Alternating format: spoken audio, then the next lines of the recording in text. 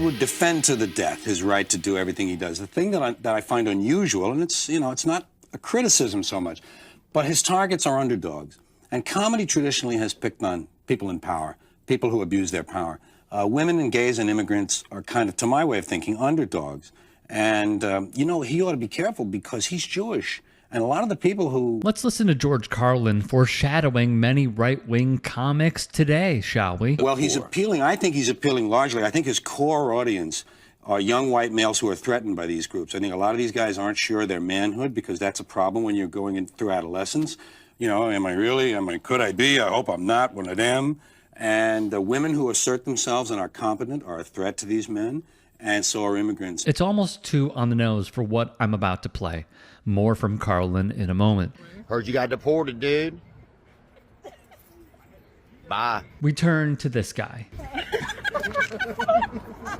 Comedian Theo Von. The story goes as follows. Twitter user Rack would write, a fan told Theo Von their friend got deported, and this was his reaction. Yeah. So that's why we as an audience then will laugh. You say we, I don't think you're no. But I think you're collective we. I think that's what is at the core of that experience that takes place in these arenas. Is a certain, a sharing of anger and rage at these targets. And just as a reminder. Well, I said it a long time ago, we're in a pre-fascist state. And I said when fascism comes to America, it will not be wearing jackboots and brown shirts, and it will be wearing Nike sneakers, and it will have smiley face buttons on the Hard Rock and carrying a flag. Yeah, and, of course. And a Bible. Always that. But I've never been comfortable because I'm at heart a lefty. If I fell out of an airplane, I would land on the left side of that line. The difference that I define the difference between right wing and left wing. People to the right of center. Well, let's start with the people to the left. People to the left of center, liberals, Democrats, populists. They're interested in people, human beings, and human values. People to the right of the line, Republicans and rich people and right wingers, they're interested in property. Property, not people. Did he miss? No, he didn't, which takes us back to Theo Von. Commenter Skylar Higley wisely wrote, I hope every comedian, in quotes, who thinks it's all good to just yuck it on up about stuff happening to vulnerable people, faces the consequences of fascism at the hands of the evil people they support. They will. Speaking of support, look at who Vaughn is yucking it up with. Jake Paul, who has been credibly accused of essay. Logan Paul, who has a drink out that targets children despite its insanely high caffeine levels, and filmed himself at a forest in Japan known for unaliving, where he filmed the person who did it. That's just to name a few. And Conor McGregor, who per another lawsuit R-worded a woman in a Dublin hotel. You know what they say, birds of a feather. Hey guys, quick break in the action. I have a new show coming out called The Rick Strom Show. It is going to be awesome. I'm interviewing musicians, athletes, producers, writers, journalists, authors, sports doctors. Go check it out at youtube.com/@TheRickStromShow. Also be sure to throw me a follow on Instagram, Threads, Blue Sky. It can all be found in the description box below. Thank you. And they're soulless. They're without soul. They don't really care. They don't really care. These Christians don't do Jesus' work, which is to feed the poor and take care of the ones who can't help themselves. That's what their Jesus said. Feed those who have no way. Ones who have nothing going for them. Help them in my name. Don't even want to know about it. Where's that tax return? I want my what do they call it? The rebate. It's goofy. I think what drives me crazy about all this is the fact that Theo Von will go on his show and will have someone like a Bernie Sanders, and he'll appear relatable, and he'll put out this image of, yeah, I agree with you, man, but I'm also going to platform J.D. Vance, and I'm going to yuck it up with him. And you know what's going to happen at the end of the day? I'm going to yuck it up with Vance, who wants to take away your rights, does not believe in climate change, is simply put in to be a policymaker. So Peter Thiel and Elon Musk and David Sachs and plenty of others in the top 1% who are former PayPal people, Facebook people, tech bros carry out whatever they wish just so Vance could get a crumb. And then so Vaughn can also get a crumb as well, but a much smaller crumb. And he'll conclude at the end of the day, yeah, tough choice, man, tough choice. No. Like, I think the Timothy Chalamet interview was really interesting. I think the reaction and reception to seeing Bernie Sanders on his platform showed why the DNC was fearful of that man running and why they did not want a populist agenda, because they have to keep the grift going. But when he does this and he attends Trump's inauguration and he's hanging out with people who are credibly accused of SA and have to pay out fines because of their misconduct, and they have another case going on coming out of the Miami Heat stadium with serious allegations there. Like, I'm sorry, man. This whole thing, he is playing you guys. He could be your favorite comedian. You could stand him, all right? You could stand the hell out of him. I don't care. But it is probably wise at this point to understand what content you are taking in. And there have been studies on how this has affected the male demographic and led them from a comedian's podcast filtering into the right-wing pipeline to then become a part of MAGA for many, many years to come. It's the Rogans, it's the Vaughns, and not comedian podcasts, but the Lex Fremans, the Nelk Boys, the Patrick Bet-Davids. Like, there needs to be a serious understanding from many who take in podcasts that they are not trying to help you out. They are trying to get you to fit into the mold so you could vote for somebody that gives them the tax break. And you continue to give that person that's on the high end of the totem pole your labor at a discount. It's so frustrating, man. It's so incredibly frustrating. But hey, do you? I just want to emphasize one point very quickly, and it is this. You could say whatever you want as a comedian. You can target whoever you wish.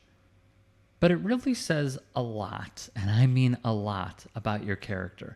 If you are going after the marginalized, if you are going after the people who suffer from policies that target them to limit their rights the most, it says a lot about you when you choose not to go after the most powerful, not to go after the elitists, not to go after David Sachs or Elon Musk and the top 1% and politicians who are writing these laws that have become mega millionaires overnight because they are aware, in my view, of certain trades as they sit in these meetings and improve their portfolios.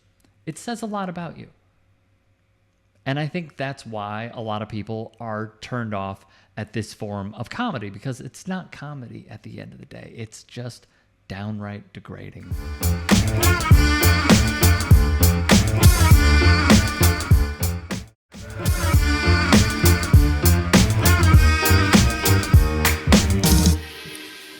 Before I answer your question, I want to thank my Lord and Savior, Jesus Christ, for giving me the opportunity to play in this game.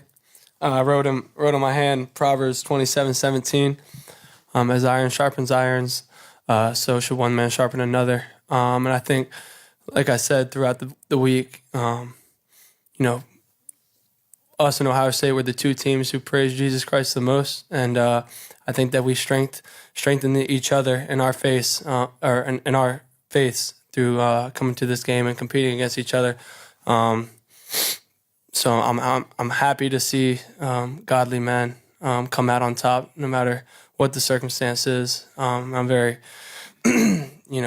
happy to praise Jesus in the lowest of lows as well. This is Notre Dame quarterback Riley Leonard. As cool as it is to sit on this podium, like, there are a lot of things in life that I appreciate a little bit more. Like, number one, my relationship with Christ.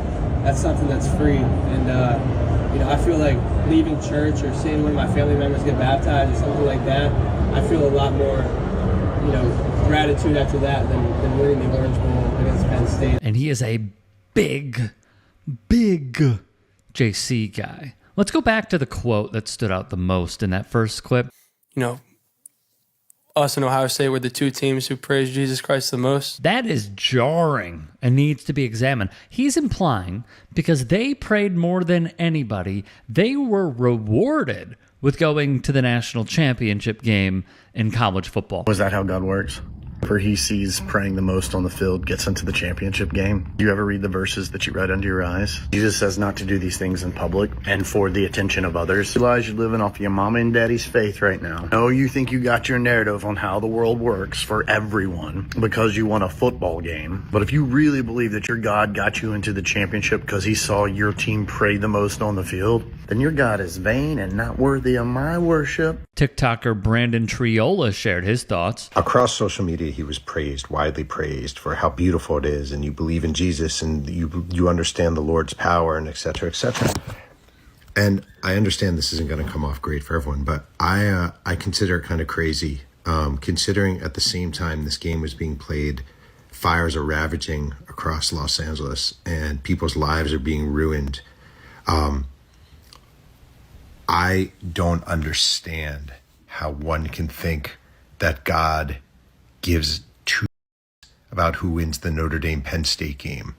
I truly don't. Writer, journalist, and author Jeff Pearlman had a really good breakdown from his perspective on his TikTok page. Hey guys, quick break in the action. I have a new show coming out called The Rick Strom Show. It is going to be awesome. I'm interviewing musicians, athletes, producers, writers, journalists, authors, sports doctors. Go check it out at youtube.com/@TheRickStromShow. Also be sure to throw me a follow on Instagram, Threads, Blue Sky. It can all be found in the description box below. Thank you. And I just don't see it. I'm not saying religion is bad or good, but I don't see how you can see all this going on right now, literally right now, and somehow from your upbringing believe that Jesus cares about the Penn State Notre Dame game at all. Like, I don't get it. I truly don't get it. And I know I'm going to get slammed for this, but it really actually kind of bothers me. And I said to my son the other day, in a lot of ways, it feels like the NCAA is the Vatican and the NFL is the Vatican, and these stadiums and these games are the church. And people go there and they're blown away by the grandness of the stadiums and the colors of the uniforms and the confetti raining down and the power of symbols, the Notre Dame helmet, the, whatever, Kansas City Chiefs helmet. And they get caught up in it in an almost religious way. And I just think it's sort of crazy to think that God is watching this game.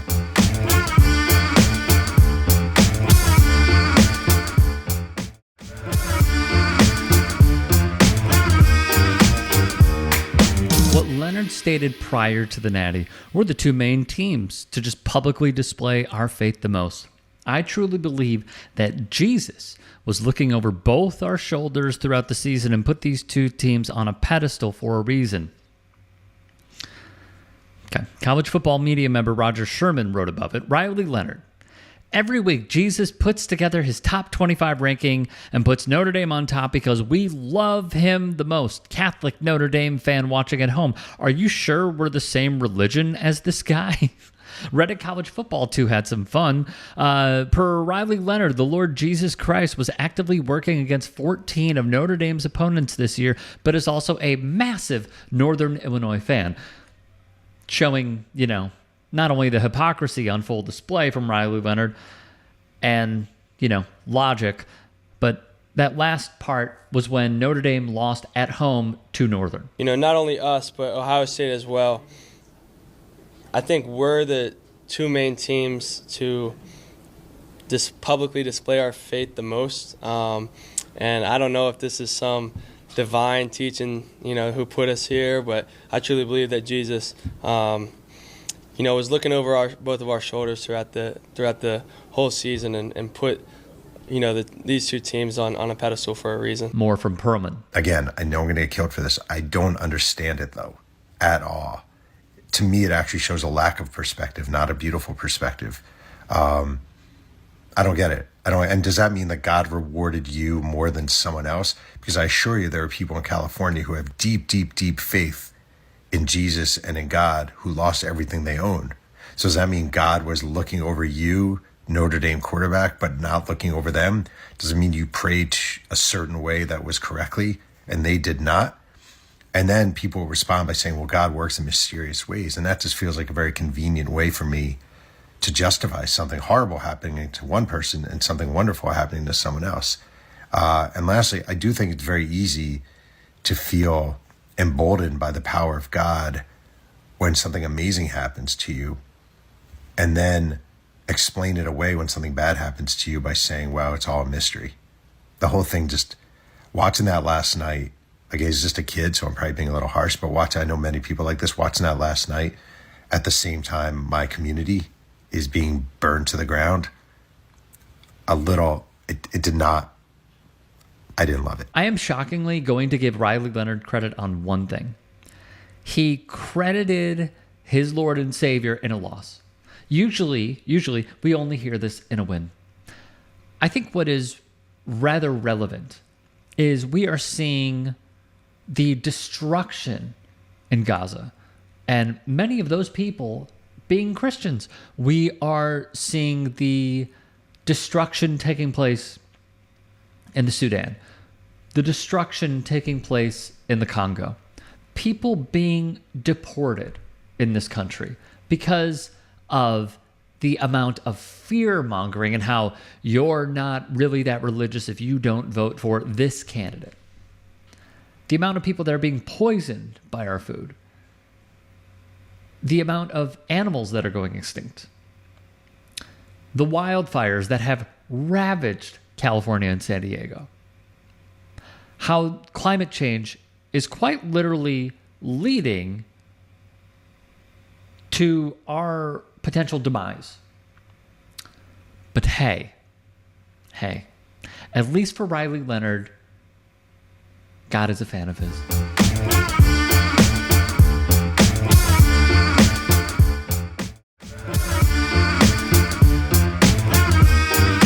Do you personally support the idea of conducting a raid or enforcement action in a church service, at a school? Well, let me address this. Of course, if you have a person who is convicted of a violent crime, whether they're an illegal immigrant or a non-illegal immigrant, you have to go and get that person to protect the public safety. Peter Thiel's lapdog is using his first interview as VP to pick a fight with his own religion. Watch. I was actually heartbroken by that statement.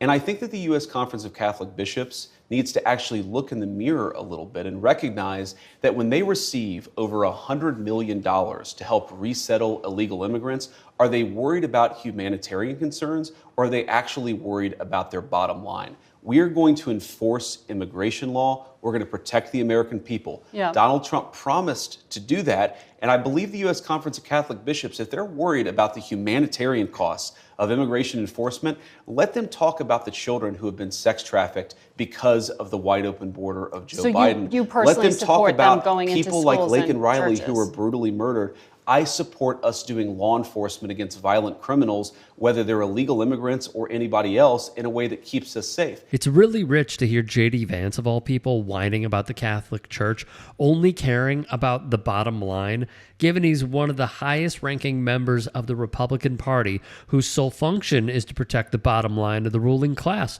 But what's even more rich is hearing in his words, practicing Catholic go against the most foundational principles of the religion's teachings.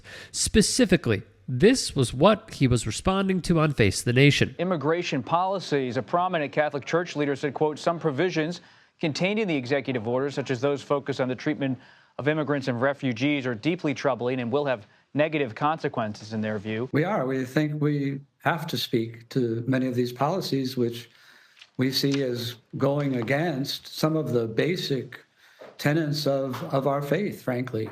The fundamental right of every human person that need to be respected, no matter their origin, no matter their situation. Bishops Timothy Broglio and Mark Seitz are just two of many prominent and powerful clergymen to speak out against Trump and Stephen Miller's dystopian white nativist immigration plans.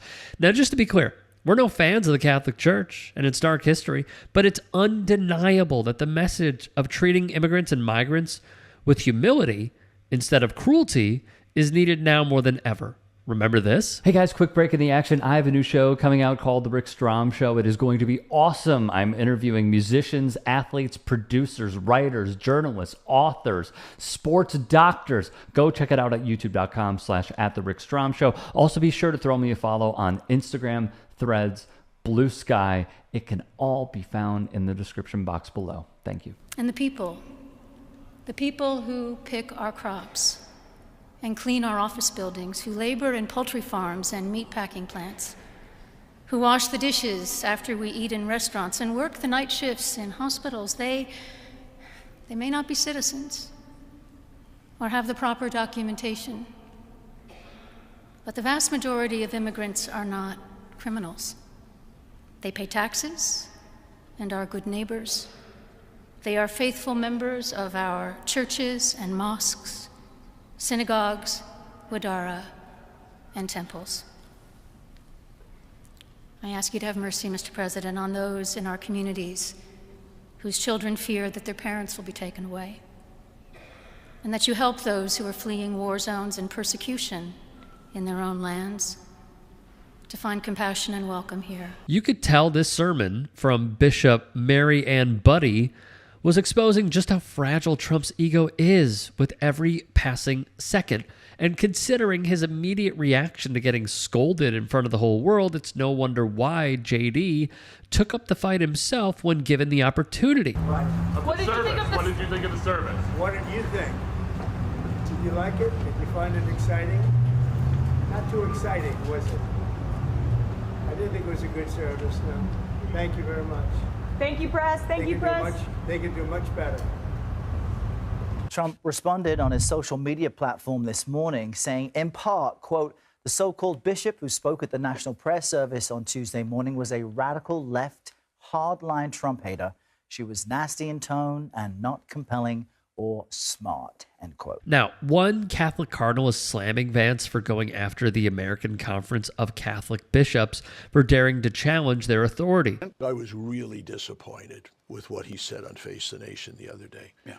And I don't mind telling you, somewhat hurt. Yeah. This was not only harmful, this was inaccurate. That voice belongs to the Archbishop of New York since 2009, Cardinal Timothy Dolan, one of the most powerful members of the American Catholic Church. Keep that in mind as you listen to him respond to Vance's Face the Nation appearance. The bishops, they're pro-immigrant because of the bottom line, because they're making money off this. That's just scurrilous. Yeah. That's very nasty, and it's not true. You think we make money caring for the immigrants? We're losing it hand over fist thanks to our generous benefactors. Yeah. You think we make money on our schools? He's a strong supporter of our schools. Thank you, Mr. Vice President. No.